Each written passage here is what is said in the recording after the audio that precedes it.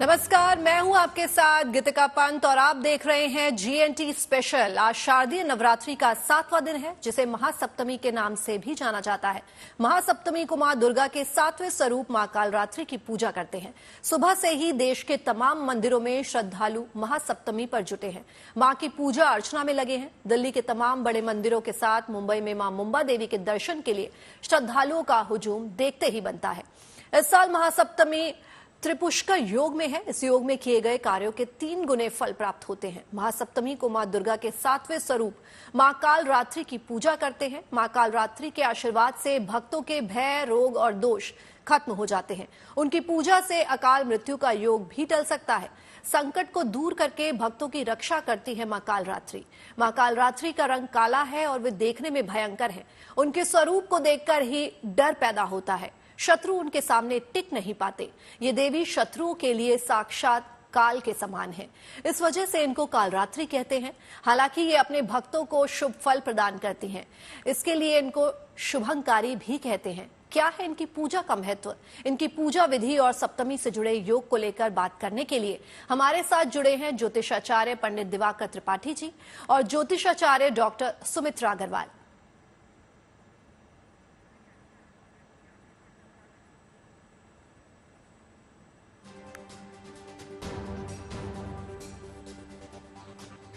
तो सबसे पहले मैं आप दोनों का स्वागत करना चाहूंगी जीएनटी स्पेशल पे। पंडित जी, आपका बहुत बहुत स्वागत है। डॉक्टर साहिबा, आपका बहुत बहुत स्वागत है। जय माता दी। जय माता। तो दिवाकर जी, मेरा पहला सवाल आपसे, आज सप्तमी का दिन है, माँ कालरात्रि जो है उनका दिन है, कैसे इनकी पूजा करनी चाहिए, किस तरह से माँ को प्रसन्न किया जाना चाहिए? जी नमस्कार और नवरात्र की आप सभी को ढेर सारी शुभकामनाएं। माता कालरात्रि की शुभ कृपा संपूर्ण भारत पर बनी रहे और गगनयान का सफल प्रक्षेपण हुआ। माता की शुभ कृपा से राष्ट्र नित्य नई उन्नति प्राप्त करे, यही हम सबकी कामना है।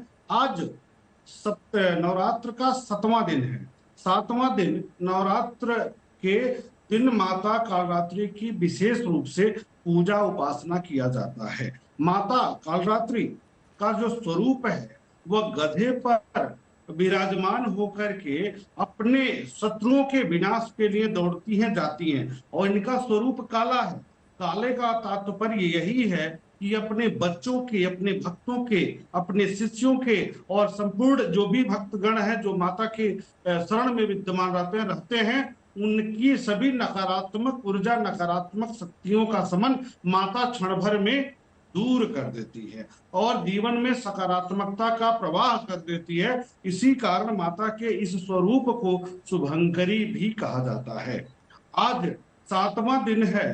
7वें दिन में जो माता का पूजन होता है, भोग लगता है, उसकी चर्चा जरूर होनी चाहिए। तो माता का सबसे पहले बात कि कैसे पूजा करेंगे।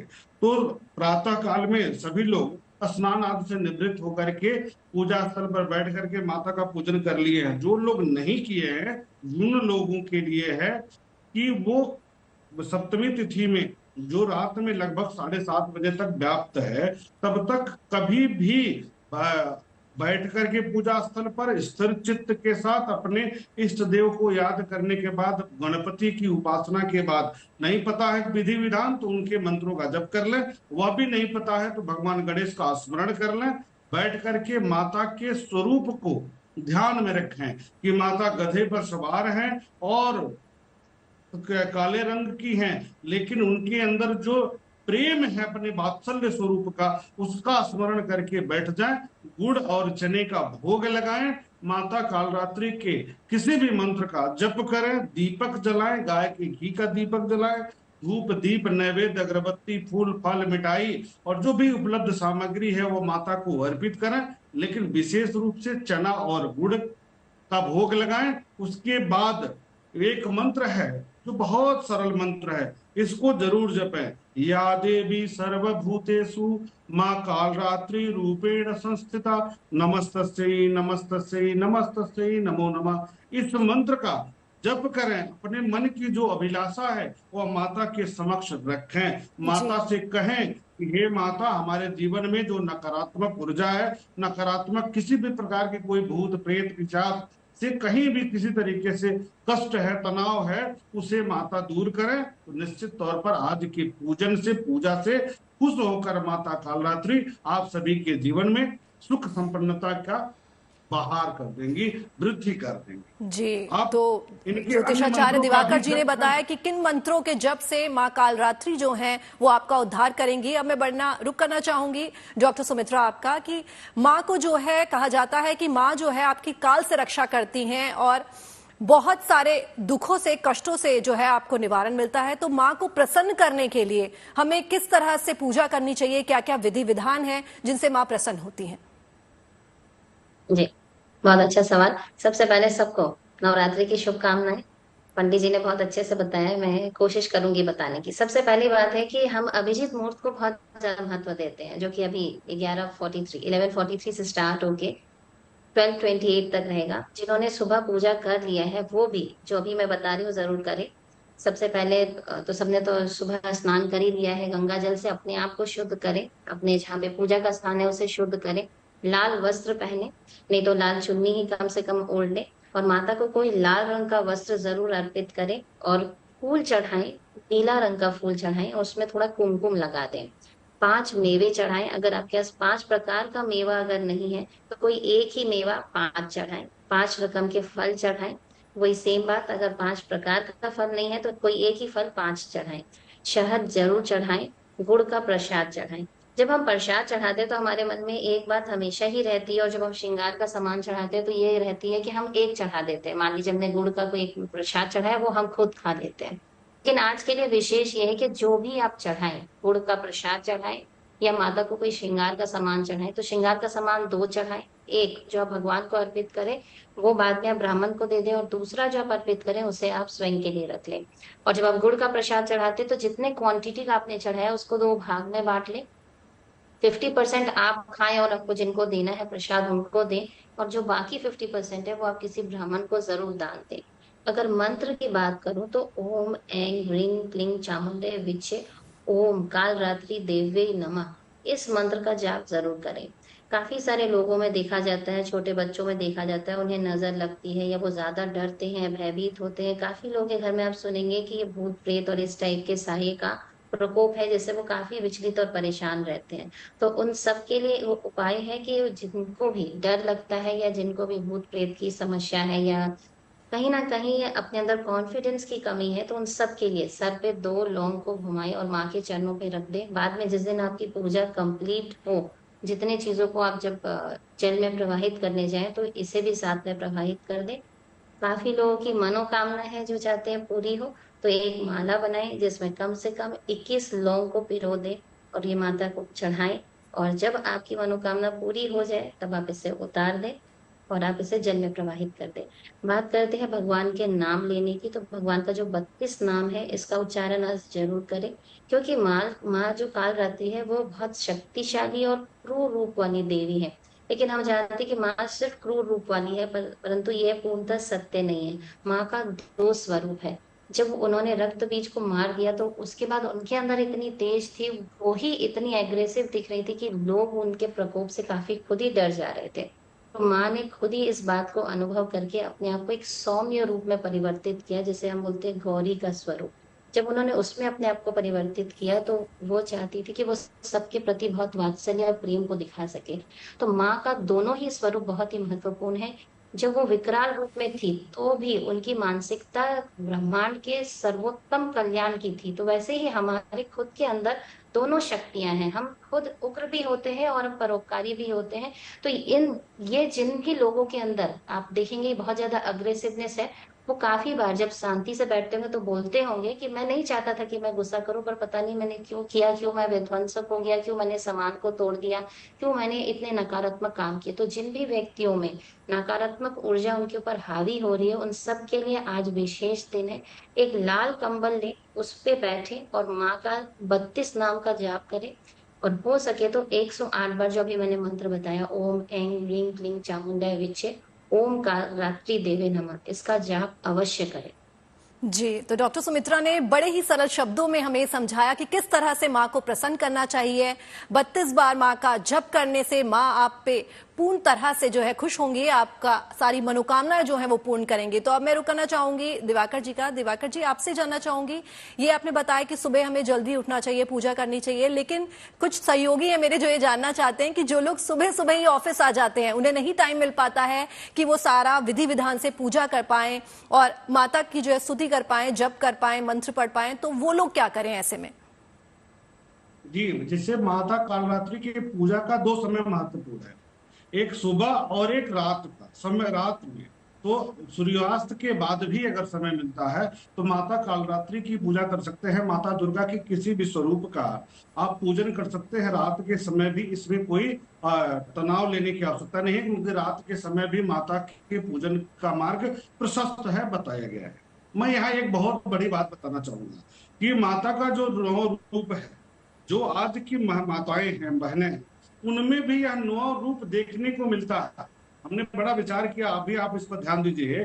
तो जब एक बच्ची जन्म लेती है, यहाँ जिक्र करना इसलिए जरूरी है कि अपने जीवन में प्रत्येक माता अपने 9 रूपों में परिवर्तित होती है। और कैसे कैसे परिवर्तित होती है, यह स्कंद जैसे शैलपुत्री के रूप में, शैल पर शैलराज के पुत्री के रूप में, तो उनका नाम पड़ा शैलपुत्री, प्रथम स्वरूप है। द्वितीयम ब्रह्मचारिणी, जब वो अध्ययन करती हैं, तपस्या करती हैं, तपस्या में लीन होती हैं, सीखती हैं, तो तपस्विनी के रूप में हमें वरदान देती हैं। उसके बाद चंद्रघंटा रूप में माता का जो विवाहित रूप है, जब वो चंद्रघंटा यानी चंद्रमा का श्रृंगार करती हैं अपने सिर पर, तो वो विवाहित रूप है। उसके बाद चंद्र कुसुमंडा, जब वो स्कंद कुमार की माता बनने के पूर्व की अवस्था है, स्कंद कुमार की माता बनती है तो 5वां स्वरूप है। उसके बाद जब उनके बालक बड़े हो जाते हैं, विवाह योग्य होते हैं, तब वो कात्यायनी रूप में हो जाती हैं। उसके बाद जब उनके बच्चों पर, उनके आने वाली पीढ़ियों पर किसी प्रकार का कोई संकट आता है, तो अपने आप में वो कालरात्रि का रूप धारण कर लेती हैं। और उसके बाद फिर वो महाअष्टमी के रूप में आती हैं, फिर सिद्धदात्री के रूप में चली जाती हैं, आशीर्वाद प्रदान करती हैं। तो जो माता का कालरात्रि रूप है, वह वही रूप है कि अपने बच्चों के, अपने संतान के, अपने जो भी शिष्य हैं, जो भी उनके अनुयायी हैं, जो माता को प्रेम करते हैं, मानते हैं, उनके भक्त हैं, उनके रक्षा के लिए यह स्वरूप परिवर्तित करके दुष्टों का समन करती हैं। तो ये शुभंकरी हैं, परम कल्याणकारक हैं। क्योंकि भूलना नहीं चाहिए कि इन्होंने शुंभ निशुंभ को मारा था, अर्थात उनका जो राक्षसी प्रवृत्ति के लोग थे, उस समय उनका विनाश किए थे। आज भी हमारी माता यदि बच्चे पर किसी प्रकार का कोई कष्ट आए तो कालरात्रि के रूप में आ जाती है, उसमें अलग हिम्मत आ जाता है। तो माता का जो यह स्वरूप है वह अपने आप में इतना शुभ है कि आप किसी भी समय, सप्तमी तिथि में या संपूर्ण नवमी में भी, माता के किसी स्वरूप का कभी भी बैठ करके किसी मंत्र के साथ, चाहे वो नवार्ड मंत्र हो, चाहे वो विशेष मंत्र हो, इसमें एक बीज मंत्र है, ओम ऐं श्रीं कालिकै नमः, इस मंत्र का भी जप करके आप अपने उद्देश्य की पूर्ति कर सकते हैं। घर में अगर नकारात्मक ऊर्जा है, नकारात्मक शक्तियां हैं, भूत प्रेत का परिचय से संबंधित कोई कष्ट है, तनाव है, तो इसके लिए आज के दिन सायंकाल में अंधेरा होने पर 108 मरीच लें और 108 बार ओम ऐं ग्रीं क्लीं चामुंडाय बिच्चे नमः इस मंत्र का ही जप कर लें और 108 जो मरीच है उससे हवन कर दें। तो जो दुष्ट है, जो आपके शत्रु हैं, जो नकारात्मक ऊर्जा है, उसका समन आसानी से हो जाएगा। क्योंकि आज का जो यह दिन है, यह उस माता का है जब अपने बच्चों के लिए ही अपने इस रूप को धारण करती। जी, बहुत ही सुंदर शब्दों में आपने इतनी बड़ी बात और इतने छोटे से बहुत ही कम समय में बता दी पंडित जी। पंडित जी ने बहुत ही अच्छे से माँ के 9 स्वरूपों के बारे में हमें बताया, साथ ही ये भी बताया कि जो लोग सुबह पूजा अर्चना नहीं कर सकते, वो लोग रात को भी माँ को पूजा अर्चना कर सकते हैं, माँ की पूजा कर सकते हैं। तो अब मैं सुमित्रा जी आपसे जानना चाहूंगी कि माँ कालरात्रि का जो रंग है वो काला होता है, वो देखने में भयंकर होती हैं और उनके स्वरूप को देखकर काफी लोग जो है वो डर भी जाते हैं। लेकिन साथ ही साथ मैं ये भी जानना चाहूंगी कि माँ को खुश करने के लिए हमें ऐसा क्या करना चाहिए कि माँ खुश हो जाए। जैसे आपने बताया, मंत्रों के बारे में बताया कि हमें जप करना चाहिए, माँ को पीले फूल बहुत पसंद होते हैं, लेकिन माँ की पूजा करने से हमें क्या लाभ होता है माँ कालरात्रि की? बिल्कुल। काफी बार हम हमारे जीवन में ना बल चाहते हैं, हम चाहते हैं हम पावरफुल हो। देखिएगा, सबसे पहले व्यक्ति क्या चाहता है कि मैं धन से थोड़ा सा संपन्न हो जाऊं। जैसी संपन्नता आती है, व्यक्ति चाहता है कि मेरे पास पावर है, शक्ति है, मैं बल हूँ। तो काफी सारे लोग ऐसे ही किसी जॉब या प्रोफाइल में जाना चाहते हैं जहां वो अपने शक्ति का प्रदर्शन कर सके। तो माँ एक शक्ति की स्वरूपा है, क्योंकि हम सब जानते हैं जब शुंभ निशुंभ ने काफी प्रकोप कर दिया, जब सारे देवताओं को वहां से भगा दिया, स्वर्ग पे अपना कब्जा कर लिया, तो सारे देवता गौरी जी के पास जाते हैं, पार्वती जी के पास जाते हैं और उनसे अनुरोध करते हैं कि इस भीषण शक्ति से हमारी रक्षा करें। तो माँ उनके बात से प्रभावित होती है और माँ अपने स्वरूप को बदल के एक शक्तिशाली, काफी क्रूर रूप में परिवर्तित होकर चंडी का रूप को धारण करती है।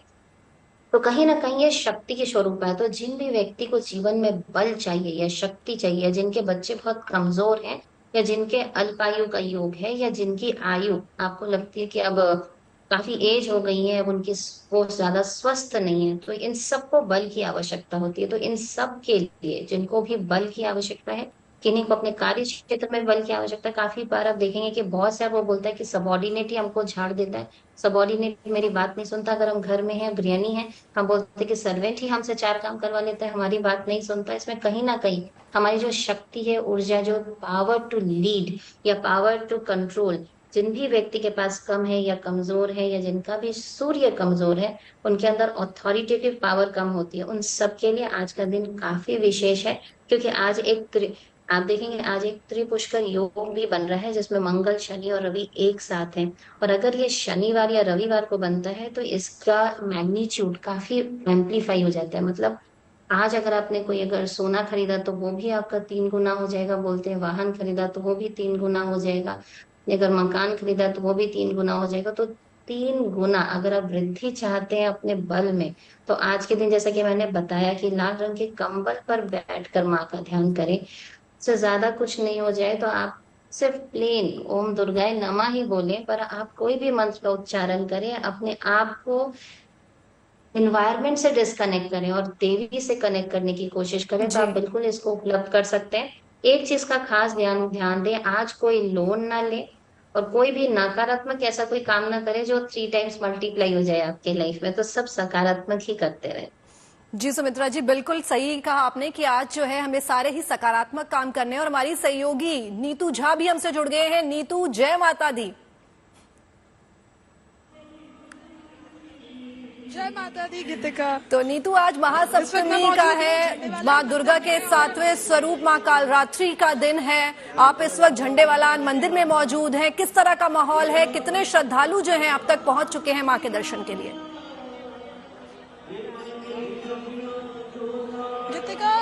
झंडेवालान में तो आम दिनों में भी श्रद्धालु बहुत ज्यादा पहुंचते हैं। राजा से कहूंगी जरा तस्वीरें दिखाएं। यहाँ पर पूरा जो मंदिर प्रांगण है भक्तिमय है, और क्योंकि माँ कालरात्रि की पूजा वैसे भी विशेष मानी जाती है, शनिवार का दिन भी आज, तो लोग जो है वो छुट्टियों में भी हैं, तो मंदिर तो खचाखच भरा हुआ है। और झंडेवालान मंदिर वैसे भी प्रसिद्ध मंदिरों में से एक है, जिसे शक्तिपीठ माना जाता है। यहाँ देखिए श्रद्धालु कतारबद्ध तरीके से माँ के दर्शन करने पहुंच रहे हैं, और हम अपने गुड न्यूज टुडे के भी जो दर्शक हैं उन्हें भी दिखाएंगे कि आज किस तरह से माँ का श्रृंगार किया गया है। क्योंकि माँ कालरात्रि का जो रंग होता है वो नीला दिखाया जाता है, माँ के गुस्से से वो जो रंग है नीला पड़ जाता है। इसलिए आप देखेंगे सामने तस्वीरों में आपको दिख रहा होगा कि माँ का जो श्रृंगार है उसमें भी नीले रंग का इस्तेमाल किया गया है, और खूबसूरत माँ का ये श्रृंगार। और उसी के साथ मंदिर प्रांगण भी पूरा सजाया गया है। यहाँ श्रद्धालु पहुंच रहे हैं, उनसे ही सीधा उनके मन की बातें जान लेते हैं। कहाँ से आई? मैं यहीं से आई। आज माँ कालरात्रि की पूजा की जाती है, कहते हैं माँ भय का नाश करती है।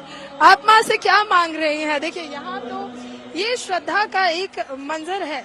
जिस वक्त जब श्रद्धालु अपनी माँ को देखता है गीतिका, तो वो भक्ति में ऐसा खो जाता है कि वो बोलता नहीं है, वो सिर्फ माँ के दीदार करता है, और वो चाहता है कि उस क्षणों में वो माँ को प्रसन्न कर ले, माँ से जो इच्छा हो उनकी वो मांग ले।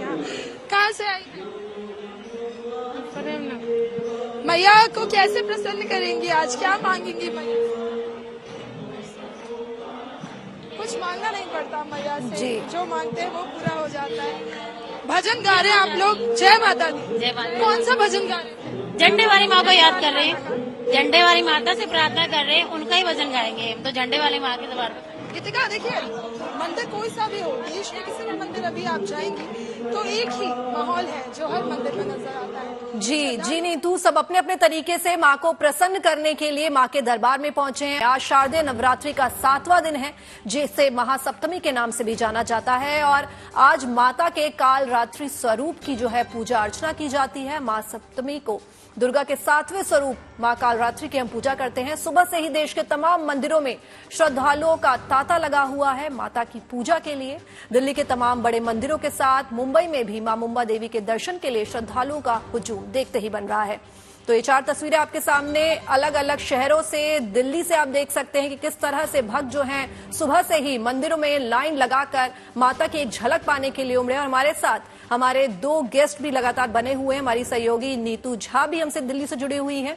तो एक बार फिर से नीतू झा का रुख करना चाहूंगी। नीतू, किस तरह की सजावट की गई है, माता को किन से सजाया गया है, कौन से फूल हैं, आज का जो रंग है मां को पीले रंग के फूल बहुत पसंद है, किस तरह से पूरे मंदिर को सजाया गया है, जरा एक तस्वीरें दिखाई। गीतिका, सबसे पहले तो मैं आपको मंदिर के इस तरफ की तस्वीरें दिखाऊंगी जो मेरे राइट हैंड साइड में है। यहाँ एक आकर्षण का केंद्र बना हुआ है, वो है भजन। यहाँ पर कई ग्रुप आए हुए हैं जो भजन करते हैं और ये भजन संध्या हम अक्सर सुनते थे, लेकिन यहाँ पर 24 घंटे भजन का कार्यक्रम है। यानी कोई भी श्रद्धालु मंदिर में कभी भी पहुंचे तो उनके कानों तक मैया के जो भजन है उसके सुर, उसकी ध्वनि जो है वो पहुंचते रहे। और आपने कहा पीले पुष्प मैया को बहुत पसंद है, तो आप देखिए पूरा जो मंदिर प्रांगण है वो ही पीले पुष्पों से सजा हुआ है। यहाँ पर आपको 2 कलर ही नजर आ रहे होंगे स्क्रीन पर, एक तो पीले पुष्प नजर आ रहे होंगे, साथ ही जो डेकोरेशन है उसमें नीले रंग का इस्तेमाल किया गया है। तो पीले पुष्पों को विशेष माना जाता है मैया के लिए। और अगर अंदर भी माँ झंडेवालान की जो दिव्य रूप है हम अगर आपको वो दिखाएं तो वहां पर भी पीले पुष्पों से आज मैया का श्रृंगार किया गया है। यानी पीले पुष्पों का इस्तेमाल किया गया है, नीले पुष्पों का इस्तेमाल किया गया है और साथ ही मैया के श्रृंगार में भी आपको पीले रंग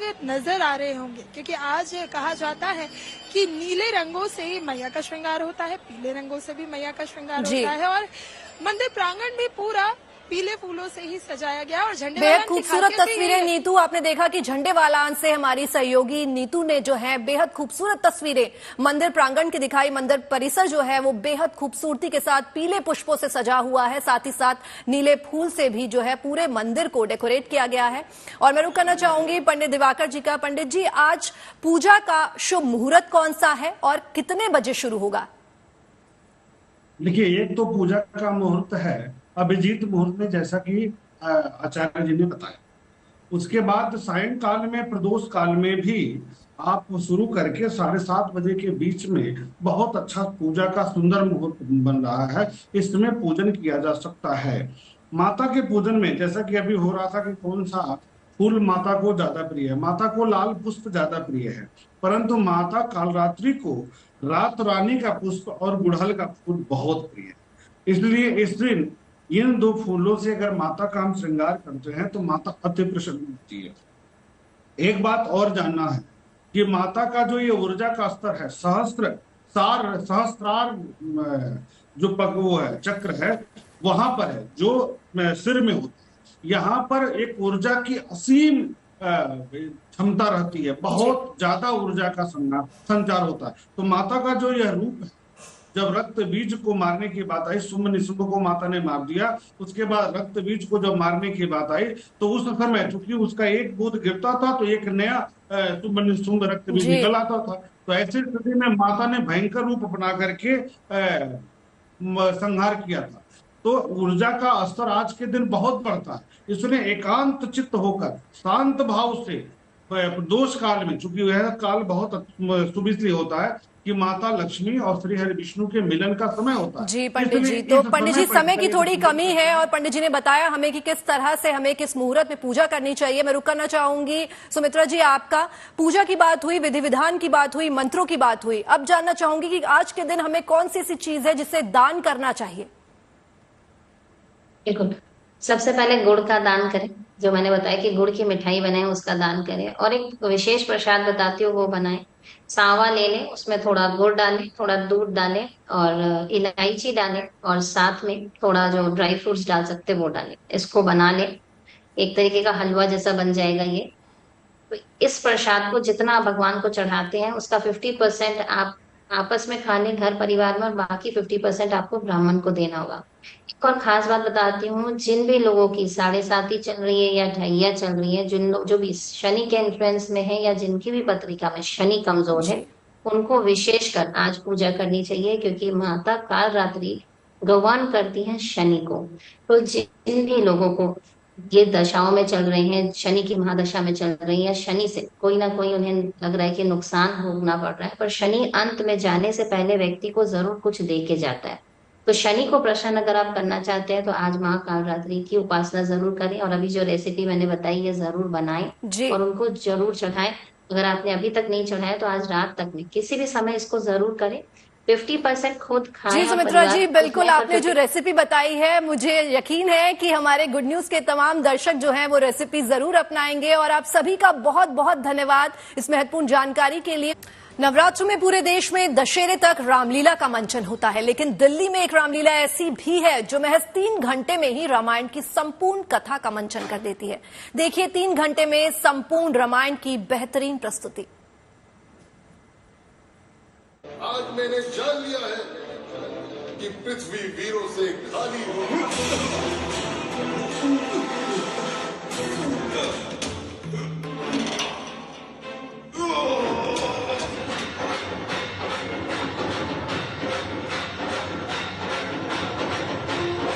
नवरात्र के दौरान देश भर में रामलीला का आयोजन होता है, लेकिन राजधानी दिल्ली में हो रही ये रामलीला बेहद खास है। अमूमन रामलीला का मंचन 10 दिनों तक होता है, लेकिन इस रामलीला में महज 3 घंटे में ही संपूर्ण रामायण की कथा सुनाई जाती है। दशहरा से पहले और नवरात्रि की शुरुआत होते ही देश की राजधानी दिल्ली में रामलीला के मंच तैयार हो गए। यहाँ सैकड़ों की तादाद में रामलीला का आयोजन किया जाता है। कहते हैं छोटी से लेकर बड़ी कई तरह की रामलीलाएं दिल्ली में आयोजित होती है, लेकिन कुछ ऐसी भी होती हैं जो लोगों के दिल में अपनी जगह बना लेती है। ऐसे ही रामलीला में गुड न्यूज टुडे की टीम आप पहुंची है। यहाँ पर 3 घंटे में संपूर्ण रामायण दिखाई जाती है। सक्षम फाउंडेशन ने इसका आयोजन किया है। थिएटर के जो आर्टिस्ट हैं वो म्यूजिकल वे में से रामलीला को मंच पर प्रदर्शित करते हैं। चलिए आपको भी हम दिखाते हैं कैसी है ये रामलीला और कितनी खास, क्योंकि यहाँ पर आधुनिकता का इस्तेमाल करते हुए मंच तैयार किया गया है। जवाहरलाल नेहरू स्टेडियम में सजा रामलीला का ये मंच भी बेहद खास है। मंच पर लगी बड़ी स्क्रीन की मदद से रामलीला को 3D अंदाज में पेश करने की कोशिश है। मंच पर म्यूजिक और डांस की जुगलबंदी इस रामलीला को और खास बना रही है।